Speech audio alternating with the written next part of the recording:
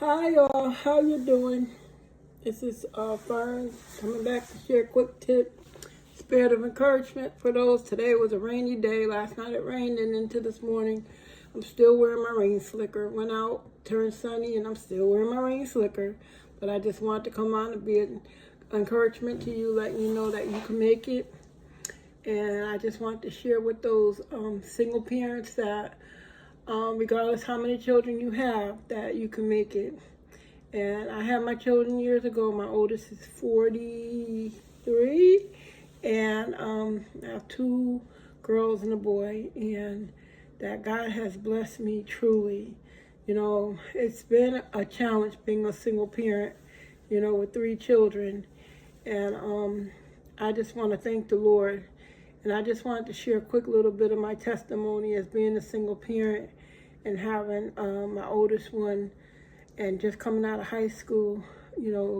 I left college, I had my daughter, and I came home. And, my mom was, wasn't, I don't want to say she wasn't supportive, but she was tough. And I had to take care of my child. She found me my first apartment. I was 19 years old. I had my first apartment and a baby, and I moved in with a guy, and there's a story behind that, but my mom was like, you gotta go, you gotta get your own place. Two women can't live together, two grown women. So she wanted to keep my daughter, and I was like, no, I'll stay home and take care of her. She was like, you go back to college. And I was like, nah, because I really just wanted a boyfriend at that time. And I had my daughter, so we moved in together. And that was the beginning of motherhood. A baby, no skills, out of high school, went to college, and now I'm on my own. So, back and forth working in the job market, trying to raise my daughter, doing the best I can with what I knew, but never really coming to the realization until later on that I really didn't have any skills, job skills. And it became very tough. It was very tough. Yet I just knew I had to do better. So got my first apartment, and I was in for a shock because now how do I pay the apartment? And I ended up getting on public assistance, and it wasn't enough. But my mom got me an apartment up over my aunt, where my aunt lived and stuff. And that was the first opening up an apartment on my own. So it was good that I didn't have to pay any security deposit back then, but I had to still pay my rent and gas and electricity. And it was tough because what I got from public assistance didn't cover anything. Back then, I think for one baby, you were getting like less than the first of the month. Back then, that's when public assistance was 2 checks a month. You got first and 16. So I was getting like $297. My rent was $250, so the rest $47. I had to deal with the bills and whatever you could do with. So it's not easy, being a single parent, and it's not easy trying to pay the bills, and you're just always looking up. It's never enough, and you go into a depression. You don't even know you're in a depression. You're just trying to figure it out. So now going from a rent $250, that's 40 something years ago, to rents now going toward 1,000 and up. And I never was able to get on Section 8 per se. It was tough because I applied, but I used to always say God didn't want me to be on Section 8 because then he know I'd probably be stuck there. And I say that because, I tell you, a lot of people, I would say they were blessed, but you know what, sometimes you could get stuck in comfortability. So I never got comfortable in it, and as far as that was, I never had it. So I always had to hump. I always had to do what I had to do, and find a way to take care of me and my children. As I had more children over the years, all my children are 4 years apart. So being a single mom, trying to take care of your children, I have blessed people around me who came and they blessed me with periodically with clothes and food and different things like that. but it was a story that I'm still living. I'm still in it. 42, 43 years later, I'm still in it. So only God has brought me through. So I just want to share my testimony through my journey of being a single parent and how God brought me through, and is still bringing me through, still carrying me through. So this is going to be a story of how Fern raised 3 children as a single parent and still living. And it's only by God's grace that I've been able to still be here at the age of 62 years old now. My oldest is 42, 43. I don't know the exact date. Please don't quote me. My middle daughter is like 38, 39. And my son is 35, 36. Like I said, I'm not, as you get a little bit older, I just don't have it down exactly right.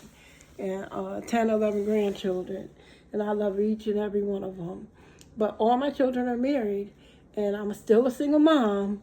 And, God's given me words and over these years and stuff. So, but this isn't about me per se as far as directly right now. I just wanted to share my story of how I became a single parent over the years, and now I'm moving into my older years, and how God still keeps me every day. He's a keeper. He says in his word, I'll never leave you or forsake you. So I just wanted to come on and share my story and how the tips and the things I learned and how to take care of children, what you have, and how God making enough. And God said, I'll make a way out of no way, and he has done that. The ups, the downs, the ins and outs.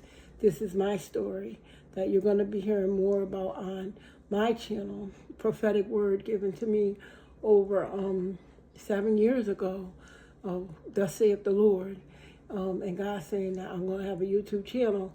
So bits and pieces of as I learn and I grow, and young parents, young people. If you don't have children, young girls, slow down.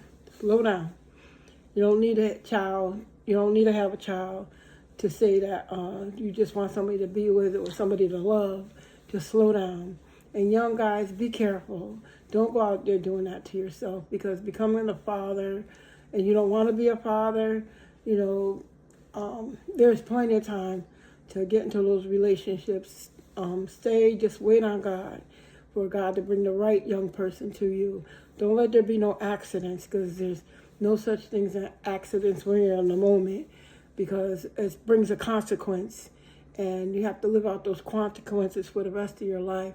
So just slow down. This is an encouragement to my teens. Please slow down. And I just be coming back on sharing, how God brought me through over the years and still bringing me through.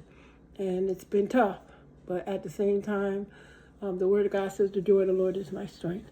So I just wanted to come on and be an encouragement to you young people. You got things to do. There's a big world out here. There's so much for you to learn, so much for you to enjoy. For those who are just sitting down doing nothing, look up, get up, move around, go outside, go for a walk. Every day if you have to. Run out of depression, run out of sin, run out of, oh, he's cute, run out of, oh, she's fine. Run. Because you know what? It can bring a life you really don't want. And you'd be on the battle. So give yourself time, young people. Get up, move around, go outside, go to the store, go for a walk, go to the park, go to the seashore, go to the river, go to the creek, and just look better and just tell yourself, I want better, I want better. Not that everything else is better. It might not be better on you. And I'm not saying that for everyone and everywhere, but just you need hope, you need breath, you need to look around and get in some magazines, and don't envy other people in their lives, because all that stuff you see online, a lot of it is not the truth. It's a temporary thing, because, as I share, as I go on and stuff, you may see things one way, but you don't know the backstory. You don't know the inside. It looks good, but everything that look good ain't good. You don't know the backstory of how the situations pan out and things like that. People make things look good so that you'll either buy or get into it, or the enemy want to draw you out or draw you into things that you have no knowledge of. So be encouraged, y'all young people. Get up, move around, go back to school, go to the library, go read a book, but, keep yourself ready and prepare yourself for life. This is Fern from FML Diversify, and I will be talking with you later. Have a good one.